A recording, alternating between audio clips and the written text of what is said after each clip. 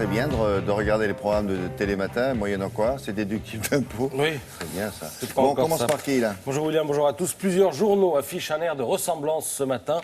Voyez les unes de La Croix et du Télégramme. Voyez celle du Monde et du Figaro. La légende pourrait être dernier inventaire avant liquidation. Palmyre, oasis antique, inscrite au patrimoine de l'UNESCO, est aux mains de l'État islamique. Et le Figaro, sous la plume de Philippe Gély, pose la question: combien de morts en plus et de trésors perdus avant que les Occidentaux choisissent leur camp et s'accordent sur une stratégie en Syrie? Oui, la Syrie, ce pays où l'on ne sait plus qui soutenir depuis que les soi-disant modérés ont montré leur attirance pour l'extrémisme. Atermoiement, attentisme.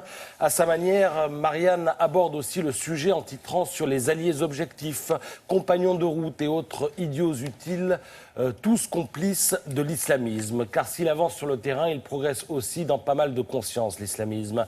Un dossier stupéfiant mené avec brio par Éric Conan qui se désole que 4 mois seulement après les attentats de janvier, eh bien, certains arguments et certaines pratiques refleurissent qui, par lâcheté, idéologie, cynisme ou naïveté, balise le chemin de l'islamisme.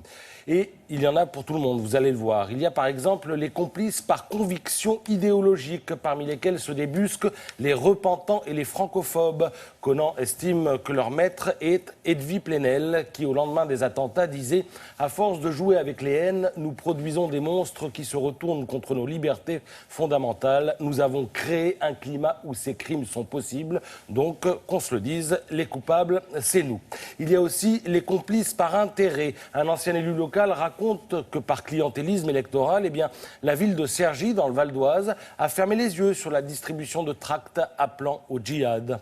Mais le clientélisme peut aussi être diplomatique. Savez-vous pourquoi le gouvernement préfère qu'on dise Daesh plutôt qu'État islamique? Eh bien, c'est pour ne pas froisser les pétromonarchies du Golfe qui ont aidé l'État islamique avant de paniquer aujourd'hui devant son succès.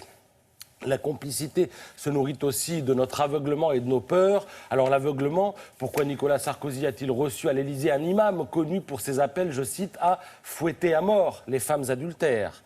La peur, elle peut être physique et donc excusable, mais c'est surtout la peur de passer pour islamophobe. Un exemple, le Mucem de Marseille et de l'exposition Civilisation méditerranéenne. On est dans ce musée à des années-lumière de la réalité vécue par les gens sur le terrain. La peine de mort promise aux homosexuels dans certains pays arabes est plus discrète au musée que la guillotine française, qui n'est plus en activité, elle, peut-on lire dans Marianne. Et ainsi de suite. Marianne pose de bonnes questions. Que peut faire aujourd'hui une institutrice dont un parent d'élève refuse de serrer la main? Eh bien rien, elle ne peut rien faire. Mais accepterait-on qu'un salarié dans une entreprise refuse de tendre la main à un noir, un homosexuel ou un handicapé? Demande Marianne. Il y a aussi l'histoire de ce proviseur qui se renseigne sur la direction de la Mecque parce qu'une élève l'a lui demandé pour faire sa prière dans le lycée. Et puis, tenez, pour finir, il existe une charte de la laïcité en France. Eh bien, dans certains établissements scolaires, elle a été corrigée. Pourquoi?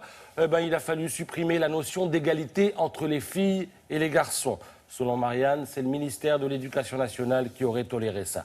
La conclusion est signée du président du comité Laïcité République. Le vivre ensemble, dit-il, inauguré par de louables intentions, s'est mué en communautarisation de la société. J'ajouterai moi que si l'État islamique est à 200 km de Damas ce matin, sa vision rigoriste de la société, certes minoritaire, n'est parfois pas si loin de Paris. Merci Patrice. On passe à la météo maintenant avec Nathalie Riouet pour vous dire ce qui vous attend pour aujourd'hui et puis peut-être pour les 3 jours qui viennent.